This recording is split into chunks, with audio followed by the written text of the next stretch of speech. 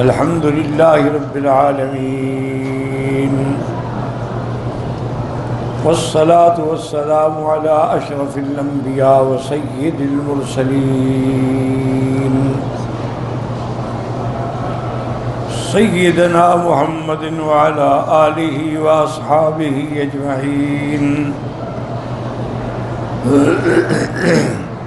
اللهم صل على سيدنا محمد وعلى آل سيدنا محمد كما صليت على إبراهيم وعلى آل إبراهيم في العالمين إنك حميد مجيد.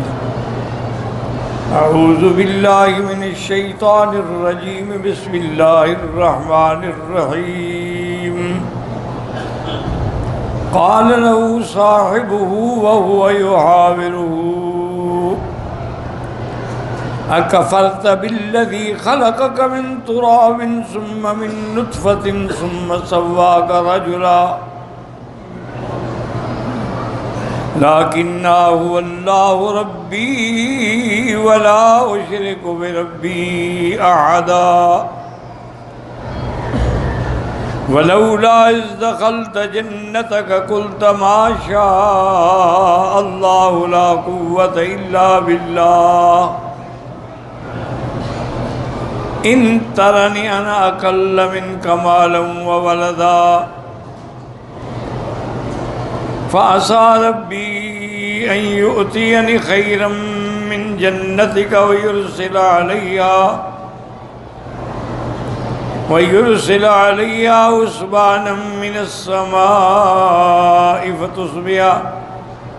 فتصبح سعيدا زلقا أو يصبح ماؤها غورا فلن تستطيع له طلبا. قال المؤلف والمفسر رحمه الله تعالى أدام النفع بعلومه وعلومكم في الدارين آمين إلى أن قال يقول تعالى مخبرا عما أجابه به صاحبه المؤمن واعظا له وزاجرا عما هو فيه من الكفر بالله والاغترار. اللہ تعالیٰ خبر دیتے ہیں چونکہ وہ دو دوست تھے نا، ایک کافر تھا ایک مومن تھا، کہ جو مومن تھا اس نے کیا کہا، کیونکہ کافر جو ہے وہ تو اپنے کفر میں اور اپنے اقتدار اور دولت کے دھوکے میں پڑا ہوا تھا، لیکن مومن نے اس کو بطور نصیحت کے بطور زجر کے یہ ارشاد فرمایا اکفرت بالذی خلقک من تراب وهذا انکار وتعظیم لما وقع فی من جہود ربہ الذی خلقہ وابتدأ خلق الانسان من طین وهو آدم ثم جعل نسلہ من سلالۃ من ماء مہین. اس مومن نے کہا اللہ کے بندے تم اس رب کی نعمتوں کا انکار کر رہے ہو، یہ کتنا بڑا انکار ہے کہ اللہ نے تمہیں پیدا فرمایا اور سب سے پہلے اللہ نے انسانیت کی بنیاد جو رکھی تھی اس کو مٹی سے پیدا کیا، یعنی آدم علیہ السلام. پھر اللہ تبارک و تعالی نے اس کی نسل کو آگے چلایا تو فرمایا کہ نسلہ من سلالۃ من ماء مہین، ایک حقیر پانی سے.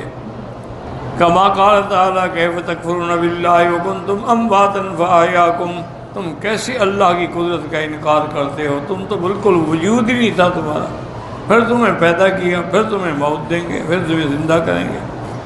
ای کیف تجحدون ربکم وترات علیکم ظاہرۃ جلیۃ، تم اپنے رب کی نعمتوں کا انکار کیسے کرتے ہو جبکہ اس کی نعمتیں تم پر بڑی واضح ہیں، ظاہر ہیں.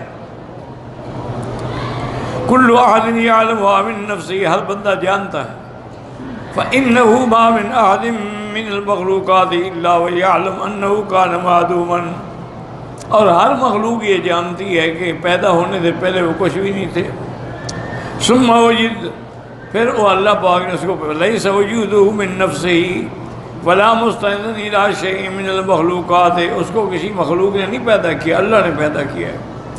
لأنه بمثابته فعلم اسناده إفعال اسناد إيجاده إلى خالقه تو اب ہر بندہ جانتا ہے کہ اس کو پیدا کرنے والا جو ہے وہ اللہ تعالیٰ کی ذات ہے۔ وَهُوَ اللَّهُ الَّذِي لَا إِلَهَ إِلَّا هُوَ خَالِقُ كُلِّ شَيْءٍ وَلِهَذَا قَالَ الْمُؤْمِنُ لَكِنَّا هُوَ اللَّهُ رَبِّي۔ مومن نے کہا اللہ کے بندے میں تو بس یہی کہوں گا میرا رب میرا اللہ ہے، میں تمہاری طرح انکار نہیں کر سکتا اللہ کی نعمتوں کا، لیکن انا لا اقول بما قالتك بل اعترف بالله بالوحدانیت والربوبیہ، میں اللہ کی وحدانیت اللہ کی ربوبیت کا اعتراف کرتا ہوں، ولا اشرک بربی احدا، اور میں اپنے رب کے ساتھ کسی چیز کو بھی شریک نہیں بناتا، بل هو اللہ المعبود وحدہ لا شریک لہ، اسی کی ذات معبود ہے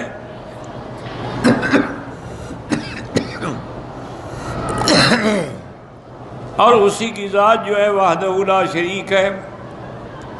پھر اس نے دوبارہ اس کو ایک اور نصیحت فرمائی، ثم قال ولولا اذ دخلت جنت قلت ما شاء الله لا قوة الا بالله ان ترني انا اقل منك مالا وولدا وهذا تعزيز وحسن لا ذلك۔ نے کہا کہ اللہ کے بندے جب تم اپنے باغوں میں داخل ہوتے کیوں نہیں کہا ماشاء اللہ؟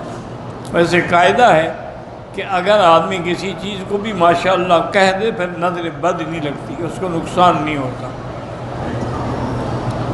تو اس نے کہا کہ جب تم داخل اللہ اذا اعجبتک حین دخلت، تمہیں تمہارے باغ بڑے پسند آئے تو تم اللہ کا شکر کرتے، حمدت اللہ علی ما انعم بہ علیک وآتاک من المال والبرد ما لم یؤتہ غیرک، کہ اللہ نے تمہیں مال بھی دیا، اولاد بھی دی، باغات بھی دیے، فقلت ما شاء اللہ لا قوة الا باللہ، کہ جو چاہے اللہ وہی ہوتا ہے، اس کے سوا کسی کی طاقت نہیں۔ ولہذا قال بعض السلف من اعجبه شیء من حالہ او مالہ و ولدہ فلیقل ما شاء اللہ لا قوة الا باللہ۔ ہر بندے کو اپنے مال ہے، مثلا کسی کو جانور اچھا لگتا ہے، گھوڑی اچھی لگی، بیٹا اچھا، اولاد اچھی لگ گئی، فوراً کہے ماشاء اللہ، ورنہ اپنی بھی نظر لگ جاتی ہے آدمی۔ یہ ضروری نہیں ہے کہ نظر دشمن کی لگتی ہے، نظر اپنی بھی لگ سکتی ہے، نظر ماں باپ کی بھی لگ سکتی ہے، اس لیے فوراً کہنا چاہیے ماشاء اللہ لا قوة الا باللہ۔ وهذا ماخوذ من هذه الآية الكريمة، وقد روى في حديث مرفوع أخرج الحافظ أبو يعلى الموصلي في مسنده حدثنا جرار بن مخلد قال حدثنا جرار بن مخلد قال عمرو بن يونس قال حدثنا عيسى بن عون قال حدثنا عبد الملك بن زرارة عن انس رضي الله عنه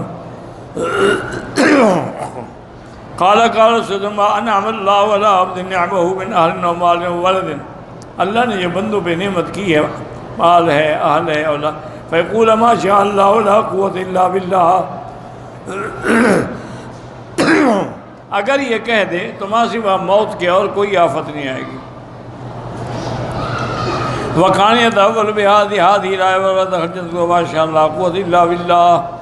قال حافظ الفتح الأزدي عيسى بن عبد الملك بن زرارة لا يصح حديثه قال الإمام أحمد حدثنا أبو محمد جعفر قال حدثنا شعبة وحجاج قال حدثني شعبة عاصم بن عبد الله بن بيت مولى أبي رحم النبي هريرة رضي الله عنه النبي صلى الله عليه وسلم قال لا أدلك على كنز من كنوز الجنة لا قوة إلا بالله، یہ جنت کے خزانوں میں سے خزانہ ہے، تفرد به أحمد وقد ثبت في صحيح نبي موسى قال ولا أدلك على كنز من كنوز الجنة لا حول ولا قوة الا بالله، یہ جنت کے خزانوں میں سے ایک خزانہ، بڑا عظیم کلمہ ہے، بس شرط یہ ہے کہ آدمی یقین کے ساتھ پڑھے۔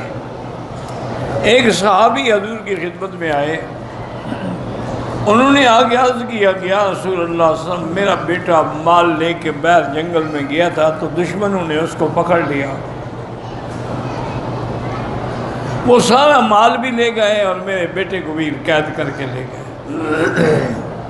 آپ مہربانی فرمائیں، دعا فرمائیں میرا بیٹا کسی طرح واپس آ جائے، مال تو چلو اللہ پھر اور مل جائے گا۔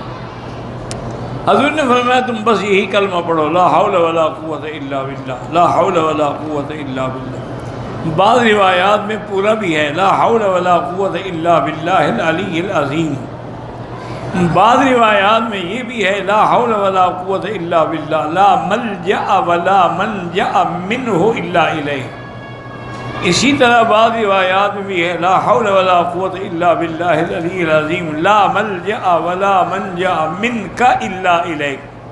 تو بہرحال جو بھی جس کو آتا ہے، جس کے لیے جو بھی آسان ہو، اگر وہ یقین کامل کے ساتھ پڑھے. اس صحابی نے پڑھنا شروع کیا، چند راتیں گزری کہ آدھی رات کو دروازہ کھٹکا. وہ بیچارہ گھبرا کے باہر گیا، دیکھا آگے اس کا بیٹا کھڑا ہوا ہے. او ماشاء اللہ، پھر باپ کو کتنا خوشی ہوگی جس کا گم شدہ بیٹا واپس آ جائے.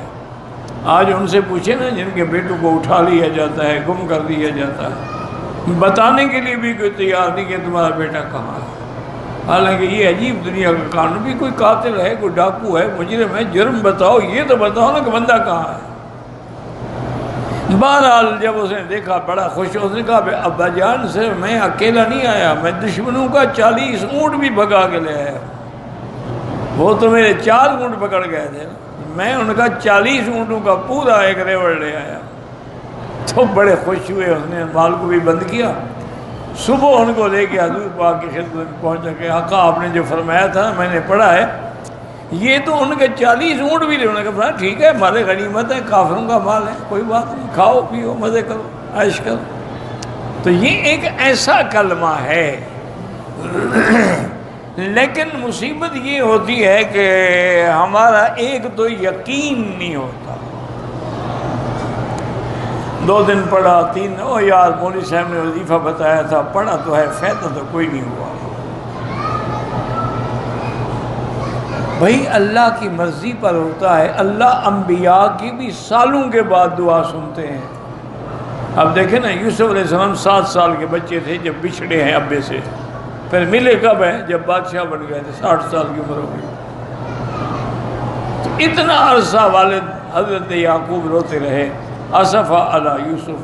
اور مانگنے والا بھی پیغمبر، جدا ہونے والا بھی پیغمبر، رونے والا بھی اللہ کا نبی ہے کہ اللہ کی مرضی ہے، وہ جلدی سن لیں دیر سے سن لیں. لیکن یہ نہیں ہوتا کہ فائدہ نہ ہو، ہر حال میں فائدہ ہو. جو تم چاہتے ہو وہ نہیں ہوگا، لیکن اللہ اور کسی مصیبت کو ٹال دیتے.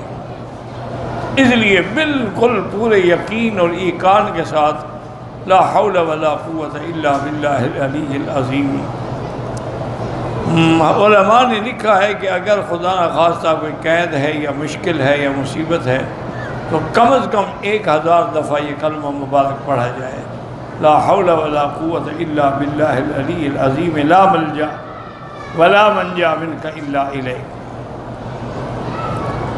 وقال الامام احمد ابو بکر بن عیسیٰ قال ابو عوان ابی بلغنا ابن میمون قال ابو ہریرہ رضی اللہ تعالیٰ عنہ قال لی رسول اللہ یا ابا ہریرہ الا ادلک علی کنز من کنوز الجنہ تحت العرش. اس میں یہ بھی ہے کہ وہ جنت کے خزانے، اور خزانہ بھی وہ جو عرش کے نیچے ہے.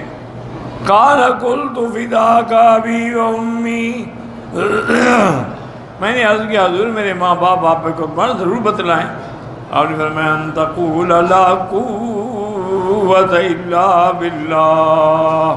قال حسبنک باللہ واسلم عبدی واستسلم. جب بندہ یہ کہتا ہے تو اللہ فرماتے ہیں اچھا میرے بندے نے مان بھی لیا اور اپنے آپ کو میرے حوالے کر دیا، کیونکہ میرے سوا کوئی کچھ نہیں کر سکتا. قال وقلت لی، ہم نے کہا قال امر قلت لابی ہریرہ لا حول ولا قوت الا باللہ. فقال لا انها في سورة الكهف ولولا اذ دخلت جنتك قلت ما شاء الله لا قوة الا بالله. وقول سامية خير من جنتك في الدار الآخرة يسرى اي على جنة الدنيا الذي زنت النار بيده سبحان السماء. اس بندے نے کہا اللہ کے بندے دیکھو میں ایمان والا ہوں، مجھے یقین ہے اللہ مجھے آخرت میں جنت دے گے، اور یہ بھی مجھے یقین ہے کہ تمہاری نافرمانی کی وجہ سے کوئی عذاب نہ آ جائے تمہارے اس باغات پہ. ایسا عذاب آئے گا کہ کچھ بھی نہیں بچے گا، جس کے بارے میں تم کہتے ہو نا کہ یہ کبھی ختم نہیں ہوگا، یہ ان کا وجود ہی نہیں ملے گا. حسبان من السماء، حسبان من عذاب ای عذابا ظاہرا من السماء أنه مطر عظیم مزعج یکلؤ وجہہ، اللہ نے ایک ایسی بارش بھیجی کہ اس بارش نے اس کے تمام باغات کے درختوں کی بنیادوں سے ہلا ڈالا، نکال دیا۔ فَتُصْبِحَ صَعِيدًا زَلَقًا، جہاں باغ تھا وہاں چٹیل میدان تھا اور کچھ بھی نہیں تھا، بلکان تراباً املس، وہاں صرف مٹی تھی، پاؤں بھی نہیں جمتے تھے۔ وقالوا كالجرذ الذي لا ينبت شيئا، ایسی زمین جس سے کچھ بھی پیدا نہ ہو۔ او يصبح ماؤها غورا، اللہ کے بندے اللہ سے ڈرو، اللہ چاہے پانی وہ نیچے لے جائے، پانی نہ رہے تو کیا کرو گے؟ اے يصبح غائرا في الارض وهو ضد النابع الذي يترك على وجه الارض، نابع کہتے ہیں زمین پہ چشمہ پانی ظاہر ہو، غائر کہتے ہیں بالکل نیچے چلا جائے۔ جیسے اللہ فرماتے ہیں قُلْ أَرَأَيْتُمْ إِنْ أَصْبَحَ مَاؤُكُمْ غَوْرًا فَمَنْ يَأْتِيكُمْ بِمَاءٍ مَّعِينٍ۔ اللہ رب العالمین، یہ قاعدہ ہے کہ جب بھی یہ آیت پڑھو تو اس کے فوراً بعد کہو کون ہے جو پانی لائے گا، تو کہو اللہ رب العالمین۔ اے جار وسائح، وقال هاؤنا او يصبح ماؤها غورا فلن تستطيع له طلبا، فالغور مصدر بمعنى غائر ابلغ منه، كما قال سيظل جياده نوحا عليه تقلده وعنتها صفوفا بمعنى نائحات عليه، والله اعلم۔